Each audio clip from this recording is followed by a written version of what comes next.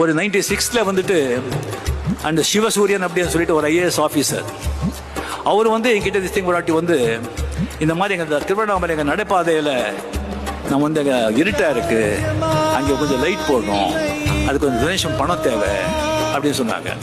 நான் சரி அப்படின்னு சொல்லி அதை கேட்டு ஷூட்டிங் போயிட்டு இருந்தது. நான் இவ்வளோ பணம் சொல்லி நான் கொடுத்துட்டு நான் போயிட்டேன்.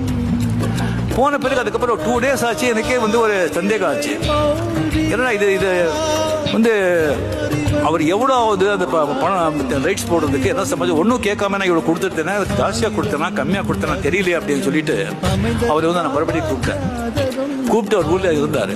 இல்லை சார் பட்ஜெட் எவ்வளோ ஆகுது சொல்லும்போது ஆச்சு, இவ்வளோ ஆகுதுன்னு சொல்லும்போது அவர் சொன்னாங்க, நீங்கள் முதல்ல யாரும் கலெக்ட் பண்ணீங்களா? இல்லை இது வந்து நீங்கள் வந்து திருவண்ணாமலை பக்தர்னு தெரியும், ஃபர்ஸ்ட் உங்களிருந்து ஸ்டார்ட் பண்ணலாம் அப்படின்னு சொல்லி வந்து மறுபடியும் நான் இப்போ கேட்கணும் அப்படின்னு சொன்னாங்க.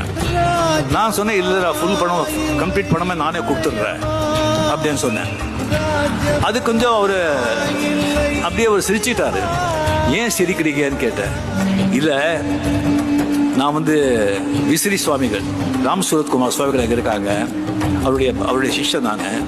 அவர்கிட்ட நான் கேட்டேன், இங்கே வரதுக்கு முன்னாலே அவர்கிட்ட நான் கேட்டேன், அது 10 days பிஃபோர் கேட்டேன், இந்த மாதிரி கலெக்ட் பண்ணலாம் இருக்கேன், படம் கலெக்ட் பண்ணலாங்க இருக்கேன் எல்லாருக்கிட்டையும் இந்த விளக்கு போடுறதுக்கு அப்படின்னு சொல்லும்போது அவங்க சொன்னாங்க, அவங்க வந்து ஏன் நீங்கள் அங்கேயே போய் பிச்சை எடுக்கிற, ரஜினிகாந்த் கிட்டே போ, அவர் ஃபுல் பணம் கொடுத்துருவாரு அப்படின்னு சொன்னாங்க. அவர் அப்படின்னு சொன்னாங்கன்னு சொல்லி முதல்ல உங்ககிட்ட சொல்லியிருந்தால அது இன்னும் இது மாதிரி இருக்கும், அதனால சொல்லலைன்னு சொன்னாங்க.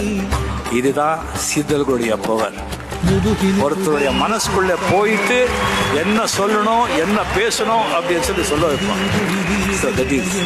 அதோடைய இது